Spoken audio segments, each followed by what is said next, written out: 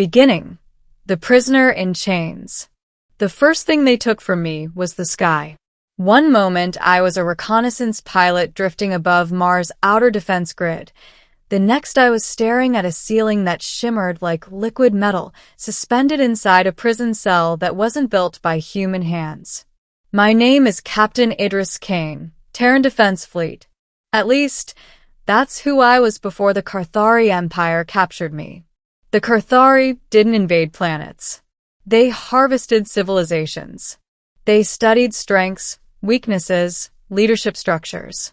Then they dismantled resistance before it ever formed. I had flown into their trap willingly. Our long-range scanners detected a Karthari scouting vessel near Jupiter's orbit. I volunteered for pursuit. I was young enough to believe courage could outfly strategy. It couldn't. Their ships weren't ships. They were living constructs, organic hulls layered in shifting plates of iridescent alloy. My fighters' weapons didn't even scratch them. The last thing I remember before losing consciousness was a flash of violet light swallowing my cockpit. When I woke, I was in chains. Not metal. Energy restraints wrapped around my wrists and ankles, pulsing faintly with each heartbeat. I wasn't alone.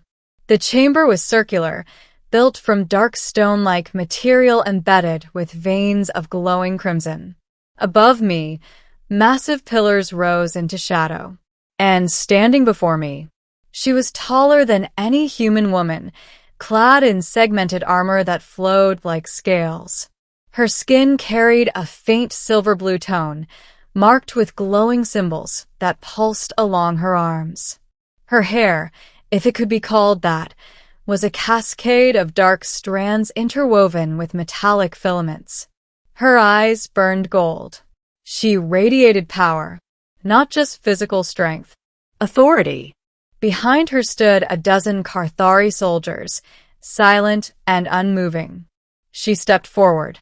"This is the human commander," she said, her voice echoing through the chamber. "I'm not a commander," I muttered. She tilted her head slightly. "You led the interception. You are responsible." I met her gaze. "Then kill me." A flicker crossed her expression. Not anger. Assessment. "You misunderstand your position," she said. "You are not here to die." The warrior of the Empire. Her name was Valthrus, commander of the 3rd Karthari Vanguard. Feared across 3 systems. According to whispered translations from intercepted transmissions, she had never lost a battle, never hesitated, never shown mercy.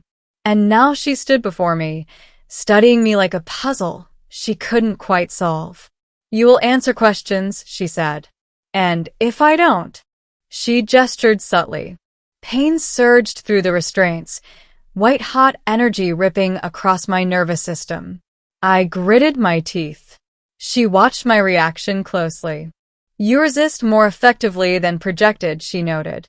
"Occupational hazard." She circled me slowly. "You are not genetically enhanced." No. "No neural implants." No. "Yet your fear response is suppressed." I smiled faintly. "That's not suppression." "What is it?" "Stubbornness." For a moment, just a moment, the corner of her mouth twitched. The revelation. Interrogations lasted cycles, though I lost track of time in that chamber. They asked about Earth's defenses, fleet numbers, weapon capacities. I gave them nothing. But something strange began happening. Valthrus returned alone more frequently. She dismissed the soldiers. She deactivated the pain protocols. And she watched. One cycle, she stepped closer than usual. "Your name," she said quietly. "Idris Kane." She repeated it slowly, testing the syllables. "Your species places significance on identity." "Yes." "We do not." "Maybe that's your problem." Her eyes flashed briefly. "You are bold for one in chains." "I'm still human." She studied my face intensely. Then something shifted. Her gaze dropped to my chest. right where my torn flight suit revealed a faint scar. Her expression changed. Not curiosity. Shock. Her breath caught. And then, she knelt. Middle, the warrior who bowed. The chamber went silent. The Karthari soldiers stiffened in alarm. Valthrus, undefeated commander of the 3rd Vanguard, dropped to one knee before me. Her head bowed. Her golden eyes lowered. "I did not know," she said softly. The soldiers murmured in disbelief. One stepped forward. "Commander." "Silence," she snapped without looking up. I stared at her. "What is this?" I demanded. She raised her head slowly. "That mark," she said, pointing to the scar near my heart. "Where did you receive it?" "Battle of Titan Station," I replied cautiously. 3 years ago." She inhaled sharply. "That station was not destroyed by Karthari forces." "No," I said. "It was destroyed by something worse." Her eyes met mine.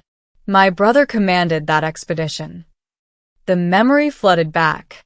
Titan Station. An unidentified alien vessel attacking indiscriminately.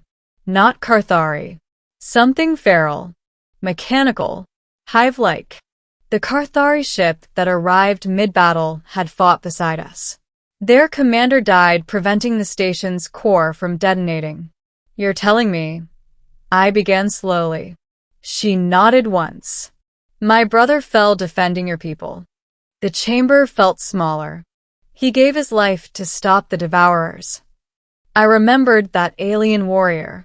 Towering. Fierce. Shielding civilians during evacuation.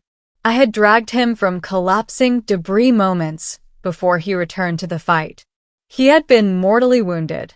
"He said something before he died," I whispered. Valthrus' entire posture shifted. "What did he say?" He said, "Tell my sister the sky burns beautifully." Her composure shattered. The Karthari soldiers looked away as tears, actual tears, formed in her golden eyes. "You were there," she said. "Yes." "You carried him?" "Yes." "And you remained when escape was possible." I nodded. Silence stretched across the chamber. Then, in front of her entire battalion, she lowered her head again. "I owe you a debt," she said. The empire divided. Word spread quickly. The undefeated commander had knelt before a human prisoner. Among the Karthari, kneeling was sacred. It symbolized recognition of equal honor. Some viewed it as weakness. Others saw something more dangerous. Compassion. The High Council summoned her, but she did not surrender me. Instead, she transferred me to her private command quarters. No chains. No restraints. "You risk your position," I said. "I risk more by ignoring truth," she replied. "Your empire won't like this." "No," she agreed. "They will not." The greater threat. The Devourers returned. Massive biomechanical swarms devouring entire colonies, Karthari and human alike. The Empire prepared for full mobilization. But intelligence revealed something alarming. The Devourers were adapting to Karthari technology. Valthrus turned to me. "Your species fought them differently at Titan," she said. "Explain." "We didn't try to overpower them," I replied. "We targeted their coordination nodes." She considered that carefully. Karthari doctrine values dominance. Maybe dominance isn't the answer. She studied me long and hard. "You would assist us?" "They'll come for Earth too." That was enough. The battle that changed everything. The Devourers descended on a border world. Valthrus commanded the fleet. And she brought me with her. Not as a prisoner. As an advisor. Karthari commanders protested. She ignored them. "Trust is earned," she said quietly to me before battle. "You earned mine." The Devourer swarm darkened the stars. Living metal and writhing tendrils. Ships the size of cities. But this time, the Karthari didn't charge blindly. They waited, analyzed, targeted the neural cores. Precise strikes. Coordinated attacks. I stood beside Valthrus as she issued commands. Our strategies intertwined seamlessly. Human unpredictability. Karthari precision. The tide turned. For the first time in recorded history, the Devourers retreated. And the warrior's choice. Victory came at a cost. Several Karthari commanders accused Valthrus of corruption, of allowing emotion to influence command. The High Council demanded explanation. In the grand chamber of the Empire, before thousands, she stood tall. You knelt before a human, the council leader said coldly. Yes. You elevated an enemy. No, she replied. I recognized an ally. Murmurs rippled through the chamber. The Devourers do not distinguish between species, she continued. Why should we? The council hesitated. For cycles, we expanded through conquest, she said. And what did it earn us? Endless war. She gestured toward me. This human fought beside us without demand for tribute, without expectation of dominance, only survival. The chamber fell silent. The Empire must evolve, she declared, or we will be devoured as surely as any colony. The council deliberated for hours. When they returned, their decision reshaped history. The Karthari Empire would propose alliance to Earth, not subjugation. Alliance. Epilogue. No longer prisoner. I stood once more beneath open sky, this time on a Karthari world. Valthrus approached, no armor now, only ceremonial markings across her skin. You are free to return to Earth, she said. And you? I remain, she replied. My people require guidance through transition. I studied her carefully. You don't kneel anymore, I said lightly. She gave the faintest smile. Kneeling is not submission, she replied. It is recognition. She extended her hand, not as commander, not as conqueror, as equal. You were never my prisoner, Idris Kane, she said softly. You were the bridge. I clasped her forearm in the Karthari gesture of honor. The warrior who once commanded fear had chosen something braver. Not dominance, not conquest, understanding. And sometimes, the most powerful moment in a war is when the strongest warrior kneels.